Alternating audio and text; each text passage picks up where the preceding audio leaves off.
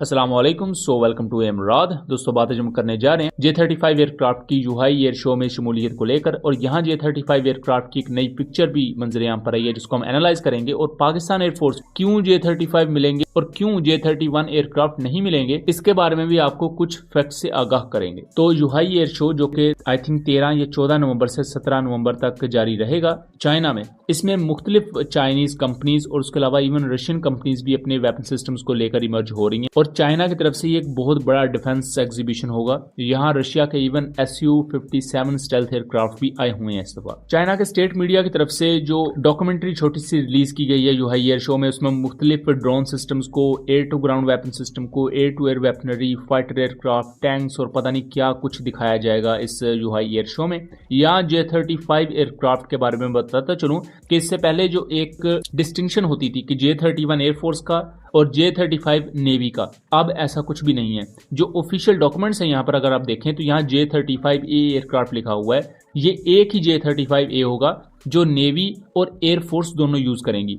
Air force के version में कुछ चेंजेस होंगी, यानी कि अरेस्टिंग हुक नहीं होगी और कुछ बेसिक चेंजेस, अदरवाइज J-35 ही होगा आपके बाद। और जो पाकिस्तान के पास J-35 आएंगे उन्हें J-35AE कहा दिया जाएगा, जबकि जो नेवी के J-35 होंगे उन्हें J-35N कह दिया जाएगा या AN कह दिया जाएगा। J-35 एयरक्राफ्ट पहुंच चुके हैं जुहाई एयर शो में उस वेन्यू पर, और यहाँ इसकी एक तस्वीर मंजर आम पर आई है। तस्वीर चाइनीज सोशल मीडिया ऐप से आई है। यहाँ एक अहम चीज ये है कि बहुत से लोग समझ रहे हैं कि ये कोई प्रोटोटाइप नहीं है, बल्कि ये वो एयरक्राफ्ट है जो कि बकायदा सीरियल प्रोडक्शन के थ्रू बना है और बकायदा ऐसे चाइनीज नेवी में या एयरफोर्स में इंडक्ट किया जाएगा। उसकी वजह यह बताई जा रही है कि इस पर आपको WS-19 इंजन लगे हुए नजर आएंगे। उसके साथ साथ यहाँ आपको पिटोट ट्यूब नजर नहीं आएगी। इससे पहले जितने भी प्रोटोटाइप्स हैं उस पर हमें पिटोट ट्यूब नजर आती है, जो कि एयरक्राफ्ट के फिजिकल पैरामीटर्स को जांचने के लिए और उसके मुख्तलिफ इंफॉर्मेशन को गैदर करने के लिए यूज होती है, खास तौर पर प्रोटोटाइप्स में। और इससे पहले हमने ये भी प्रोडक्शन की थी, ये आपको अपडेट दी थी कि पाकिस्तान भी J-35 एयरक्राफ्ट ही लेगा, ना कि J-31। तो उस वक्त न्यूज कुछ यूं थी कि पाकिस्तान पहले बैच में J-35 ही ले लेगा,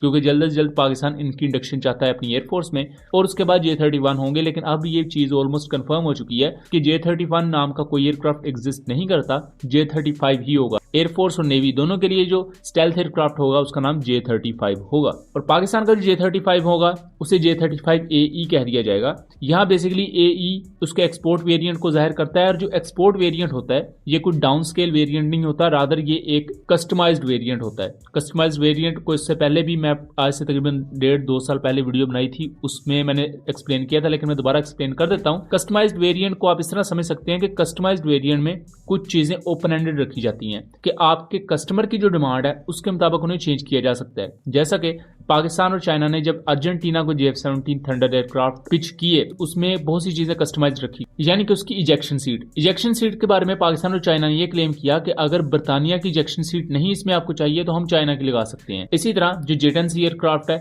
इसमें मिसाइल अप्रोच वार्निंग सिस्टम और radar warning receiver same F-17 block 3 वाले लगाए गए।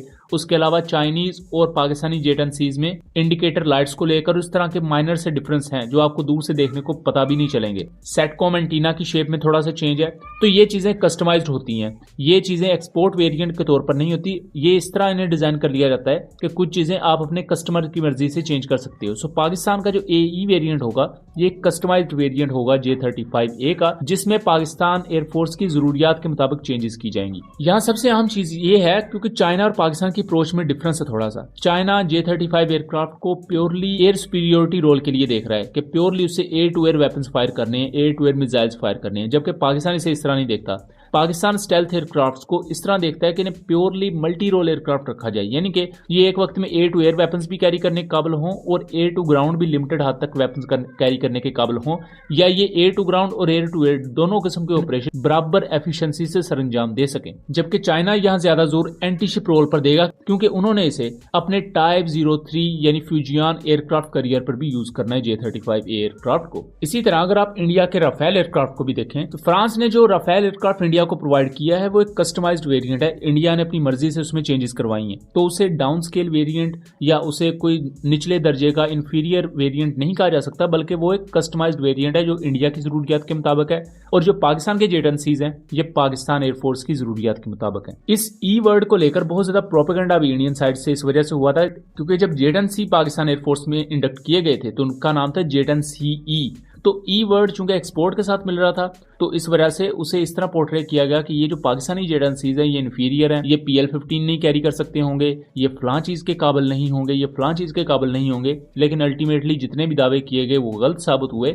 और तब भी मैंने ये वीडियो बना के आप लोगों को समझाया था कि जो कस्टमाइज्ड वेरिएंट होते हैं ये पूरी दुनिया में यही इस तरह ही राइज होता है, उसे हम एक्सपोर्ट वेरिएंट कह देते हैं। क्योंकि एक्सपोर्ट वेरिएंट में हम कुछ चीजें अपने कस्टमर के मुताबिक रखते हैं कि अपनी मर्जी से कस्टमर जो चाहे वो इसमें चेंजेस करवा सकता है। और अगर आप कस्टमर के मुताबिक चेंजेस करेंगे तो आपका वेपन सिस्टम सेल होगा। अदरवाइज अगर आप अपनी ही मर्जी हर जगह चलाएंगे तो कोई भी आपके डिफेंस इक्विपमेंट को नहीं खरीदेगा। इसी तरह एक और मिसाल देता चलूं तो जो JF-17 एयरक्राफ्ट पाकिस्तान ने नाइजीरिया को दिए हैं उन पर टर्किश एसल पोर्ट भी लगती है, पाकिस्तान के अलबत्तार बॉम्ब भी लगते हैं। इवन अगर नाइजीरिया चाहे तो वो अमेरिकन GBU सीरीज के बॉम्ब भी लगा सकता है। सो एक ओपन एंडेड आप उन्हें अपॉर्चुनिटी प्रोवाइड करते हैं ताकि वो आपके डिफेंस इक्विपमेंट से ज्यादा बेहतर तरीके से फायदा उठा सकें। सो दोस्तों उम्मीद करता हूँ चीजें क्लियर रही होंगी। वीडियो पसंद आई हो तो इसे ज्यादा से ज्यादा शेयर कीजिएगा ताकि इस तरह की मजीद इन्फॉर्मेटिव वीडियोस हम आपके लिए लेकर आ सकें। मिलेंगे अगली वीडियो में, तब तक के लिए अल्लाह हाफिज।